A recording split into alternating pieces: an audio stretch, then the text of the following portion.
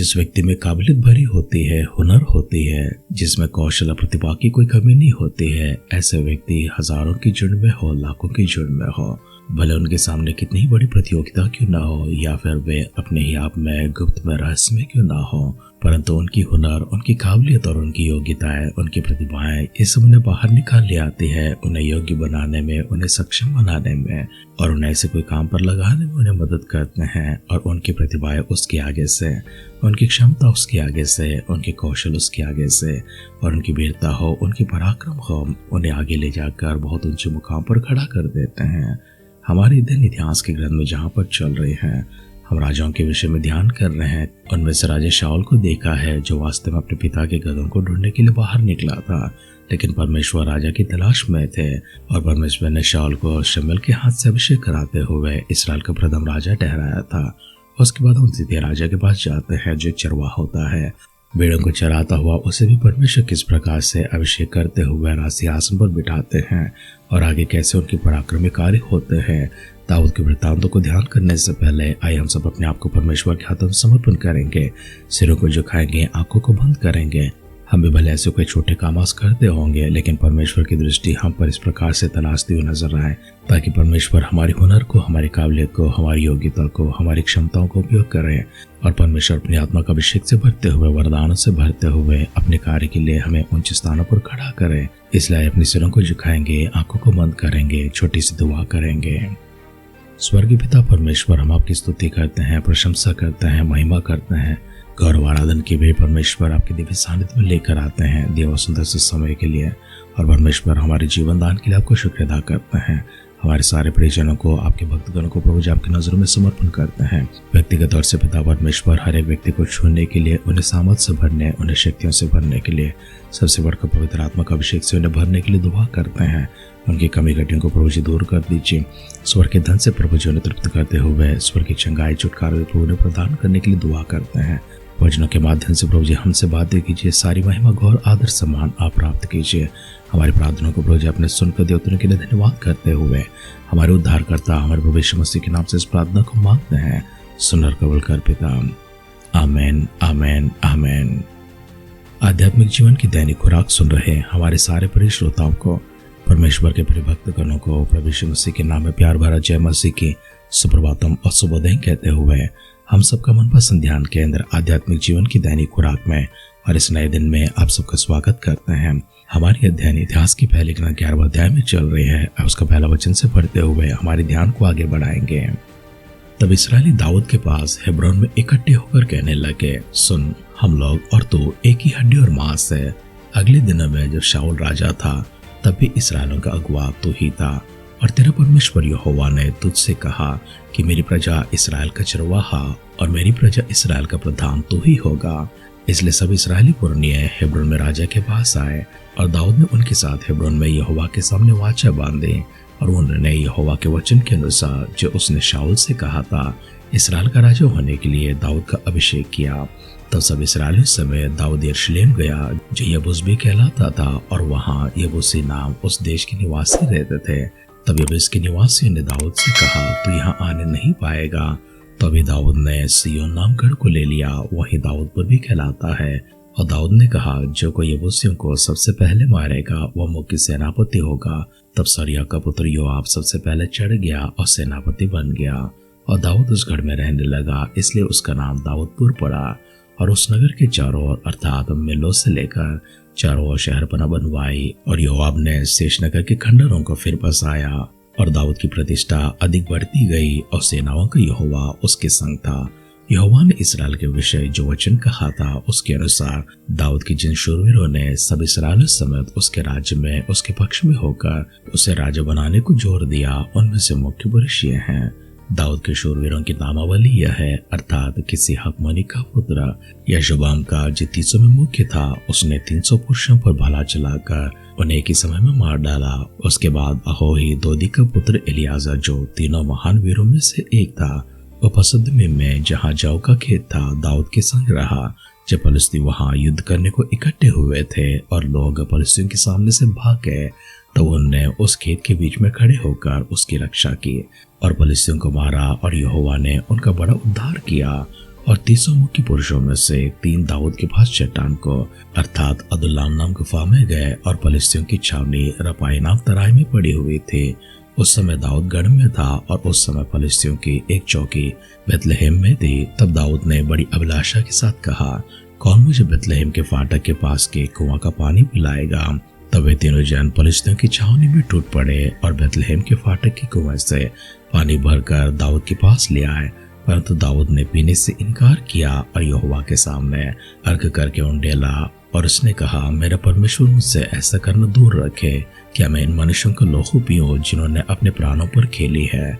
ये तो अपने प्राण पर खेलकर उसे ले आए हैं। इसलिए उसने वह पानी पीने से इनकार किया। इन तीनों वीरों ने ही यह काम किए। और अभिषेक जो योआब का भाई था वह तीनों में से मुख्य था और उसने अपना भाला चलाकर 300 को मार डाला और तीनों में नामी हो गया। दूसरी श्रेणी के तीनों में वह अधिक प्रतिष्ठित था और उनका प्रदान हो गया, परंतु मुख्य तीनों के पद को न पहुंचा। यहोवादा का पुत्र बना था जो कब्जेल के एक वीर का पुत्र था जिसने बड़े बड़े काम किए थे। उसने सिंह समान 2 मोआबियों को मार डाला और हिमरुतों के समान एक गड्ढे में उतर के सिंह को मार डाला। फिर उसने एक डील वाले अर्थात 5 हाथ लंबे मिस्री पुरुष को मार डाला। वह मिस्री हाथ में जुलाहों का डेका का एक भाला लिए हुए था, परंतु बनाया एक लाठी ही लिए हुए उसके पास गया और मिस्री के हाथ से भाले को छीनकर उसी के भाले से उसे घात किया। ऐसे ऐसे काम करके यहोयादा का पुत्र बनाया उन तीनों वीरों में नामी हो गया। वो 300 में से अधिक प्रतिष्ठित था, परंतु मुख्य तीनों के पद को ना पहुंचा। उसको दाऊद ने अपने निज सभा में सभासद किया। वे दलों के वीर ये थे अर्थात योआब का भाई असाहेल, बेतलहम में दोदक का पुत्र एलहानान, हरोरी, शम्मेद, पलोनी, हेलेस, तकोई, इक्केश के पुत्र ईरा, अनातोती, अबीएजर, सिब्बा के होसाती, अहोही, इलाय, महरे नपोताई, एक और नपोताई बाना का पुत्र हेलेद, बिन्यामीनों के गिबा नगरवासी रिबाई का पुत्र इताई, पिरातोनी बनाया, गाश के नालों के पास रहने वाले होराई, अराबवासी अबीएल, बहरुमी, अजमबेद, शलयोनी, एलहबा, गिजोई, हशीम के पुत्र। फिर हरारी शागे का पुत्र योनातान, हरारी सरका का पुत्र अहियाम, उर का पुत्र एलिपाल, मकेराई, हेपेर, पलोनी, अहिया, करमेली, हेस्रो, इब्जाई का पुत्र नाराय, नातान का भाई योएल, हगरी का पुत्र मिभार, अमोनी, सेलेक, बेरुती, नहराय जो सरुया के पुत्र योआब का हथियार ढोने वाला था, ये तेरी ईरा और गारेब, हित्ती ओरिया, अहलाई का पुत्र जाबाद, 300 पुरुषों समेत रूबेनी, शीजा का पुत्र अदीना जो रूबेनियों का मुखिया था, माका का पुत्र हनान, मेतोने, योशपात, अस्तयती, उजिया, अरोरी, होताम का पुत्र शामा और येल, शिमरी का पुत्र यदिएल और उसका भाई तीसी, योहा, महोमी, एलिएल, एलनाम के पुत्र यरबाय और योशाया, मोआबी, इत्मा, एलिएल, ओबेद और मसोबा, याशिएल। इतिहास का पहला ग्रंथ 11वां अध्याय का पहला वचन से लेकर आखिरी वचन तक हमने पढ़कर सुना है। हमारे इस पठन में हमने राजा दाऊद को देखा है किस प्रकार से हेब्रोन में राजा दाऊद के पास सारी प्रजा जाकर उसे यरूशलेम में ले आने की कोशिश करते हैं।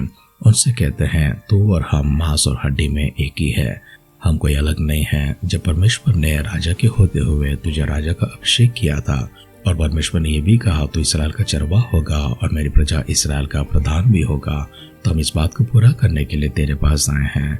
इस प्रकार इसराइल के सारे पुरनी जाकर दाऊद को अभिषेक करते हैं, यरूशलेम में ले आकर उसे राजगद्दी पर बिठाते हैं।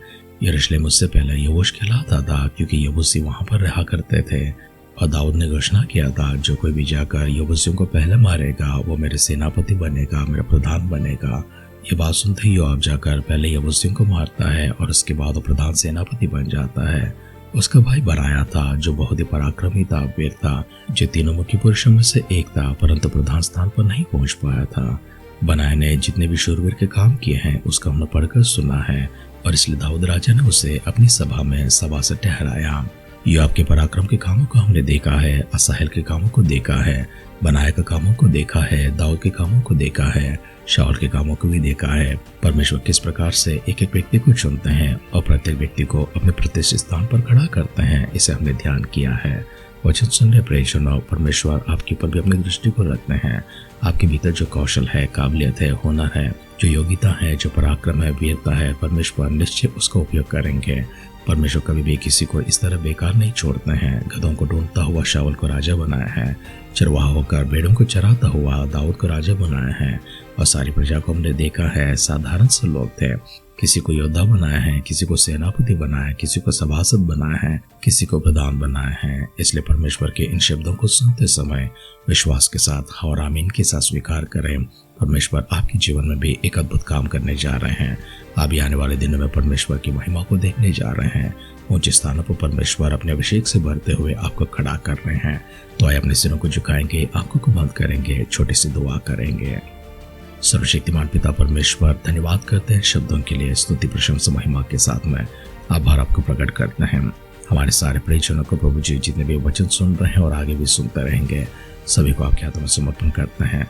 पिता अपनी कृपा दृष्टि उनके ऊपर रखिए और उनके अंदर जो कौशल है, प्रतिभा है, योग्यता है, काबिलियत है, जो क्षमता परमेश्वर आपने उनमें भरी है, उन सबों को उपयोग करते हुए उन्हें उच्च स्थानों पर ले जाने के लिए दुआ करते हैं। आज किसी भी हाल में क्यों ना हो, परमेश्वर उन्हें उठाने के लिए प्रभु जी अपने कदम को बढ़ाए हैं। इसके लिए आपको धन्यवाद करते हैं।